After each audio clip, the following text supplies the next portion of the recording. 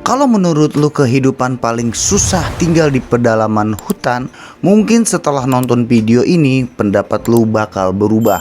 Ada sebuah suku yang lahir, besar, menikah, bahkan membesarkan anak di atas perahu kecil yang terus mengapung di sungai. Lebih mengejutkannya lagi, mereka melakukan hampir semua aktivitas di air yang sama tempat mereka mandi, mencuci, bahkan membuang kotoran.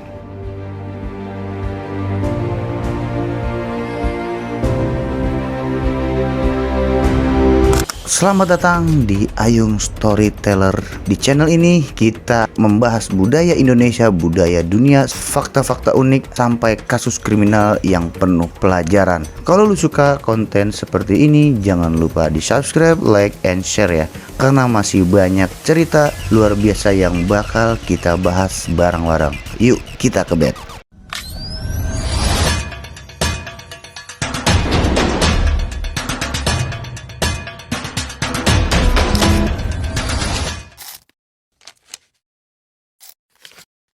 Suku ini bernama suku Bede yang juga dikenal dengan nama Badia, Bakia, atau Boydani. Mereka dipercaya merupakan keturunan suku Montong dari bekas kerajaan Arakan. Yang membuat mereka berbeda bukan asal-usulnya, tetapi cara hidup mereka. Emang bedanya apa, bre? Kalau suku nomaden lainnya berpindah-pindah lewat daratan, suku Bade justru hidup berpindah di atas sungai. Karena itulah mereka dijuluki Gipsi air atau Gipsi sungai. Perahu kayu kecil menjadi rumah. Disitulah mereka tidur, memasak, makan, membesarkan anak sampai menjalani kehidupan rumah tangga mereka. Hanya memasang atap sederhana agar terlindung dari panas dan hujan. Yang bikin orang terkejut, air sungai itu juga dipakai untuk mandi, mencuci, bahkan menjadi tempat membuang limbah rumah tangga mereka. Selama sekitar 10 bulan mereka akan terus menyusuri sungai dari satu tempat ke tempat lainnya. Baru setelah 2 bulan mereka berhenti untuk mengadakan pernikahan dan berbagai kegiatan sosial. Jadi mereka jarang menetap ya. Betul sekali, hidup berpindah-pindah sudah menjadi bagian dari identitas mereka sejak ratusan tahun lalu. Nah bre, bagian ini mungkin yang paling unik. Saat akan menikah, pengantin pria harus memanjat pohon yang tinggi. Loh, terus nikahnya gimana? Pengantin wanita harus membujuk pria itu supaya mau turun. Bukan sekedar memanggil, tapi memberikan sebagai janji. Konon sang pria baru bersedia turun setelah calon istrinya berjanji akan menjadi penanggung jawab ekonomi keluarga sehingga dirinya tidak perlu bekerja. Setelah menikah, sang suami justru pindah ke rumah keluarga istrinya. Di suku Bede, perempuan memegang peranan yang sangat besar. Mereka menjadi pencari nafkah utama keluarga, sedangkan para pria lebih banyak berada di rumah. Kalau terjadi perceraian, sebagian besar harta dan hak asuh anak biasanya diberikan kepada pihak istri. Berarti posisi perempuan di sana benar-benar kuat ya, Bre? Ya, tradisi mereka memang berbeda dengan kebanyakan masyarakat lain.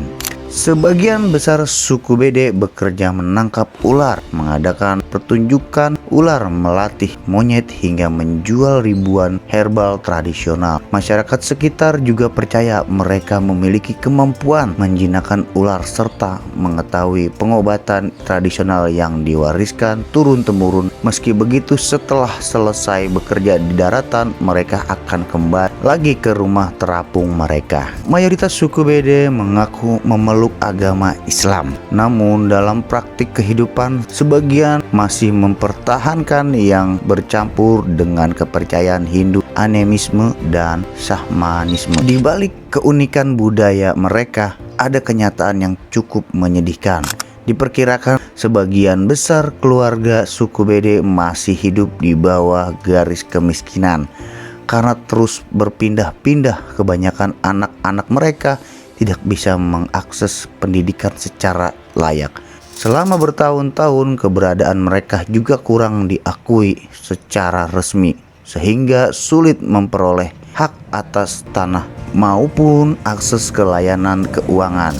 Baru pada tahun 2008 hak mereka untuk ikut memberikan suara dalam pemilu mulai diakui pemerintah. Dalam kehidupan sehari-hari mereka menggunakan bahasa khas sendiri ketika berbicara sesama anggota suku, sedangkan saat berinteraksi dengan masyarakat luar mereka menggunakan bahasa Bengali.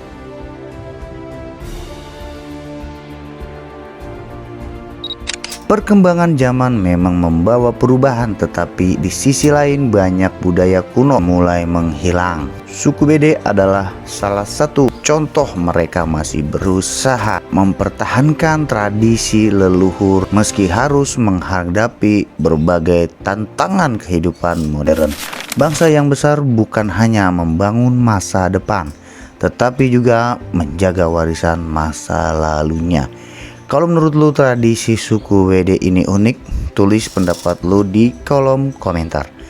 Dan jangan lupa di subscribe Ayung Storyteller karena masih banyak budaya unik, sejarah, dunia fakta mengejutkan, dan kisah kriminal yang bakal kita jelajahi bersama. Sampai ketemu di cerita berikutnya. Thank you for watching.